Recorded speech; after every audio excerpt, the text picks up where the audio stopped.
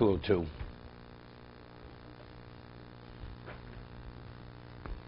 Atzi Sukkah.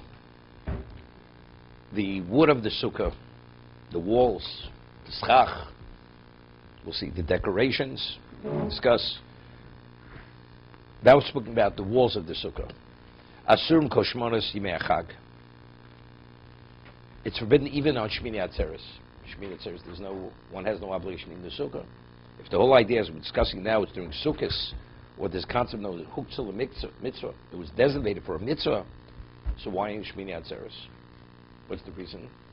So the Gemara explains, because what happens if you're holding Bein HaShmoshes between Hoshana Rabbah and Shmini Atzeres? So that's the twilight. It's a question whether it's what? It's Sukkah Shmini Atzeres, and you have to eat a meal. Right? Yeah, you're obligated to. So you need the Sukkah. So at the entry point of Shmini Atzeres, you have to be in the Sukkah.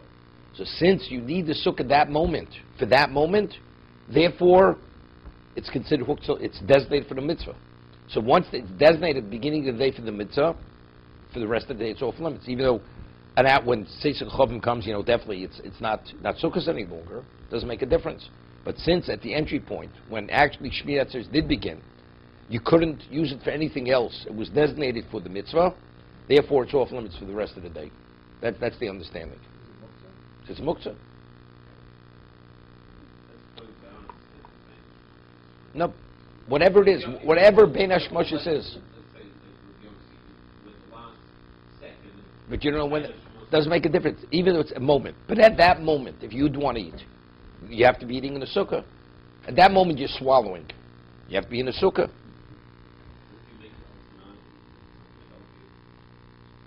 No, so there's this famous question which Tosa says. The halachas, we rule that if you have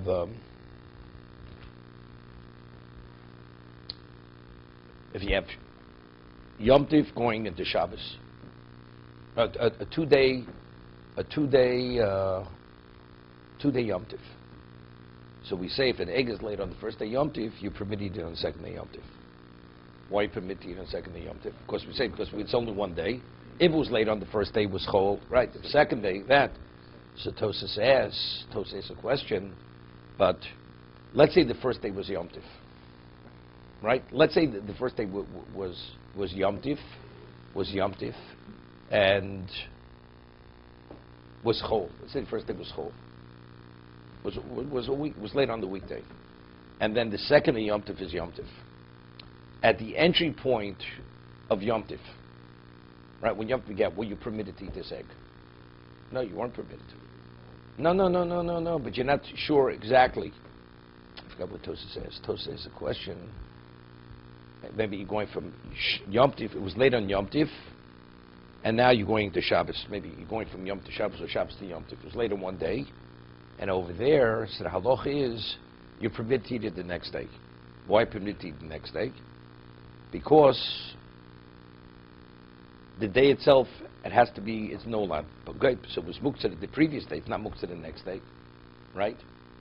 So, but factually, since you're not sure when Yom Tov ended and Shabbos began, or the other way, so that means at the very beginning of the next day, it was off limits to you, right? If you have Yom Tov, if it's late on the first day Yom Tov, Yom Tov, then you have Shabbos. So the Gemara says you're permitted to eat egg on Shabbos. Why? Because it wasn't off limits on Shabbos. Right? Because it was late, it was muktzah on the previous day. The next day it's not muktzah any longer. It's only the day that it was late on, it's muktzah. So, but Tosas asks, but factually, at the very beginning of Shabbos, you weren't permitted to eat the egg. Because you're not sure exactly when Yom Tov ended, Shabbos began. So if, in fact, the beginning of Shabbos, the egg was off limits to you. So why is it any different than Sukkah? That's Tosas' question. You understand? We're saying now that Shmini says you definitely have no obligation to the Sukkah in Eretz Yisrael, not in the Chutz La'aretz. Okay? So if that's the case, so why in Shmini Atzeres is the Sukkah Muktzah? Right? So we answer because at the beginning of Shmini Atzeres you weren't permitted to benefit from the walls of the Sukkah. Right? Because you may need the Sukkah. So, because it still may be the seventh day. Right? Still may be the seventh day. So if you have, the egg is laid on Shabbos, you're permitted to eat that egg on Yom Tov. Because it was late yesterday, it was muktzah yesterday, not today. right? It's not today. So the question is, but why is it any different than the Sukkah, right? Since you're not sure when Shabbos ends and Yom Tov begins, so factually, at the beginning of Yom Tov, the egg was off limits to you. Understand the question? It's the exact same case. Since at the beginning of Yom, let's say it's Shabbos, the egg's laid on Shabbos, now you have Yom Tov. At the very beginning of Yom Tov, are you permitted to eat the egg? No. Still, because it still may be Shabbos. You're not sure when Shabbos ends and Yom Tov begins. But factually, so you have to go a little bit into Yom Tov to make sure that you're in Yom Tov. So at the beginning of Yom Tov, the egg, you cannot eat the egg. Factually, you were not permitted to eat the egg. Right? And yet, the halach is you're permitted to eat the egg on Yom Tov. So what's the difference between the egg and Sukkah? That's Tosha's question. How's the Sukkah? But here we're saying Sukkah. Why is the Sukkah muktzah on Shmini Atzeres? Because it still may be Sukkahs. Right? It's not Shmini Atzeres. It has no obligation to eat the Sukkah. Right. So, but yet, because you're not sure when Shmini Atzeres begins and the seventh day ends, so therefore at the very beginning of Shmini Atzeres, you conducted yourself, even though it may have been Shmini Atzeres, in a way that it was off limits to you. The Sukkah's already in existence. So here the egg, it doesn't make a difference, but the egg also exists. No, but again, if I would know the exact moment Shmini Atzeres would begin, the muktzah, there would be no issue. We're saying the egg is no issue. You're permitted to eat the egg on Yom Tov. Motzoi Shabbos, you're permitted to eat the egg if it was late on Shabbos. But why is it different than Sukkah? Do you know exactly when Yom Tov began? Let's say factually when Yom Tov began, factually were you permitted to eat the egg? You weren't permitted to eat the egg. Of course, you weren't sure exactly because it may have still been Shabbos. Right? So factually, the egg was off limits to you at the beginning of Yom Tov. And we have a principle, if it's off limits at the beginning of Yom Tov, it's off limits for the continuation of the day, similar to the Sukkah. So why do we differentiate between the Sukkah and the egg? That's Tosha's question. There's no relevance to this, no. So Tosha makes answers. The answer is, it's called Muktzah Machzor Yom She'ovar. Why am I negating it at the beginning of Yom Tov? Because it still may be yesterday. I'm not sure when the day began. So I have an egg which is ready for me to eat.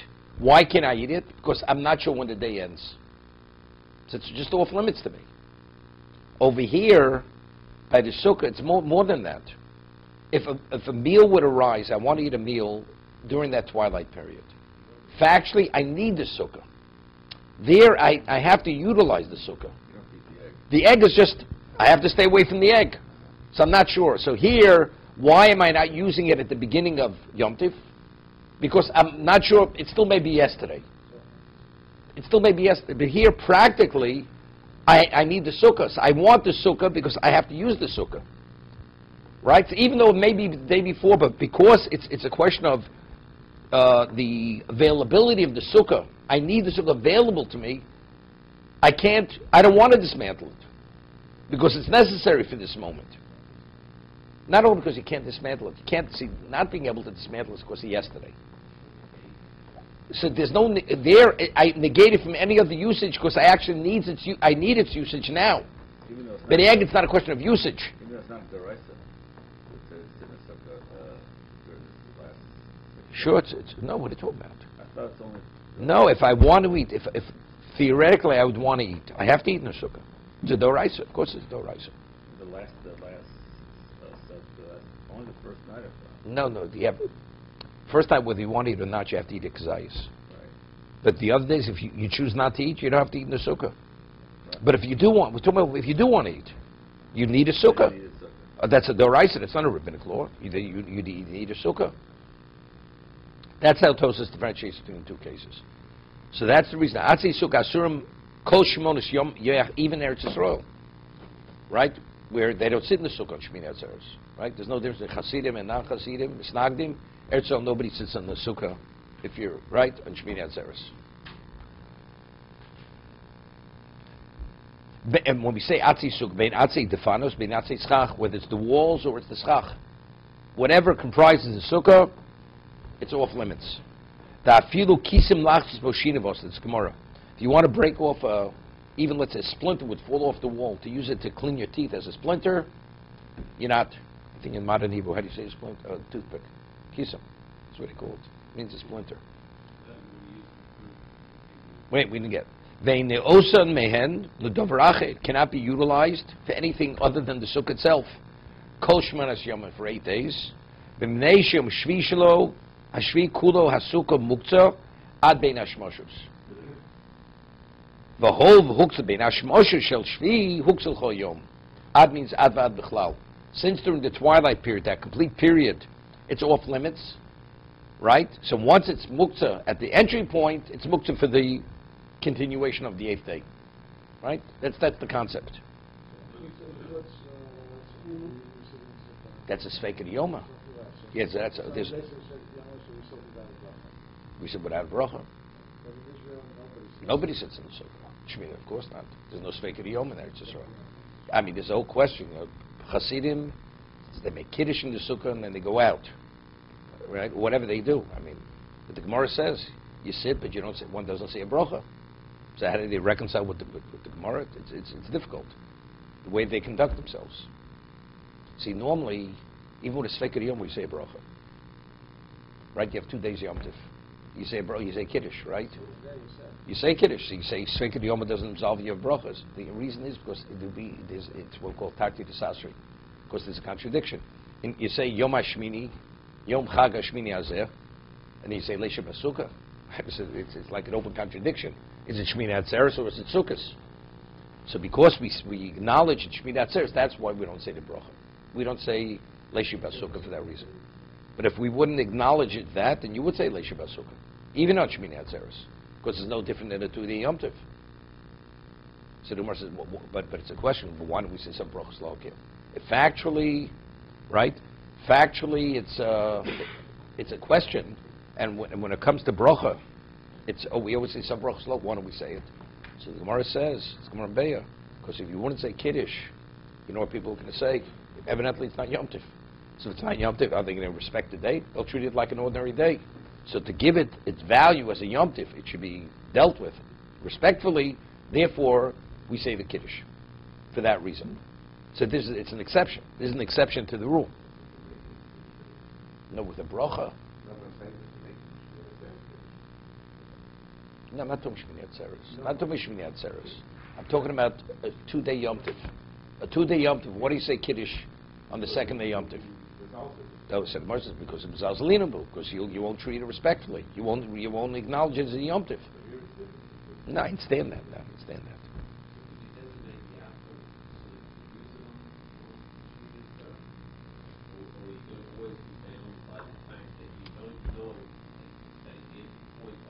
That's the Gemara. It's the Gemara. It's the Gemara. It's the Gemara Bay. There isn't a way to Gemara. That means when Yom Tov began, you said you don't want ever that this apple should be part of the sukkah. No, not for the 7 days. No, it has to be from the very beginning of Sukkos. It never became one of the decorations of the sukkah. It's not possible. Versus once the Kedusha Sukkah comes upon it, whenever Sukkah is over, only then does it become permitted. No. It's like even the walls of the Sukkah. No, but the noise Sukkah become subsumed by the Sukkah. Right? We said earlier, if you have schach, right? You see it as part of the schach. It's not it's not considered there's an interference between the decoration and the schach. You see the decoration as part of the schach. So that a sukkah and Shmini Atzeres, the wood comes and goes off the schach. I cannot use that schach. No. For for anything. You're not even permitted to touch it. It's muktzah. It's muktzah. There's a story with the Chassam Sofer. You know, when the Chassam Sofer was alive, he had a yeshiva in Pressburg. And in Hungary or in Germany, it was considered, only the best students would go there. So there were two, and the year would begin after Sukkot. That was like the beginning, considered like a new semester. The boys would come back after Sukkot. So very often you had new students. So there were two students who came to be examined. One was a genius. The other one had a good mind, but not the other level. And they had just taken down the sukkah. It was like, a few days before the semester began, the Zman began. So they were, the sukkah and the schach was in the courtyard. And the Chassam Sofer was looking out of the window, and he sees these two students walking into the courtyard. One student walks on top of the schach, steps on it. The other student could have walked on it, and he bypasses it. Doesn't step on it. So, and he wasn't the genius. The Chassam Sofer accepted the less brilliant student. The brilliant student he rejected. So afterwards, and he did exceptionally well on the exam. So he explained, he says, look, there's a sukkah there. He says, but doesn't have Kedusha sukkah any longer. Doesn't have the holiness. After sukkahs, it's like ordinary wood. If you want to use it for firewood, you can use it for firewood. He says, but still, to step on it, not to have the feeling that something used for a mitzvah, to trample on it, something, you don't belong here. And that's why he rejected it. He would not take him for that reason. Even though it no longer has the Kedusha, doesn't make a difference. Okay? I remember many years ago, here in the country, somebody has to kill a moth. I remember I was in the show, a person picks up a siddur, slams it on top of the moth. It's a siddur.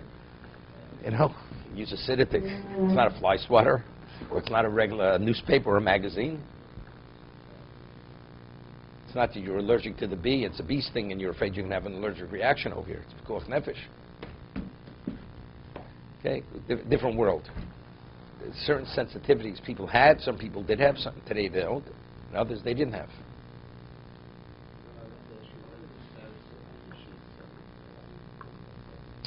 You should not put them directly. No, it's not Shemus.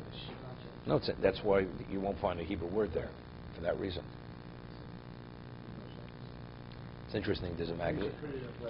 And put it in the trash, yeah. There was a magazine article. There's a magazine called Mishpacha.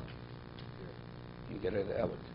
He's waiting for Anana to get in the Hebrew edition, not the English edition.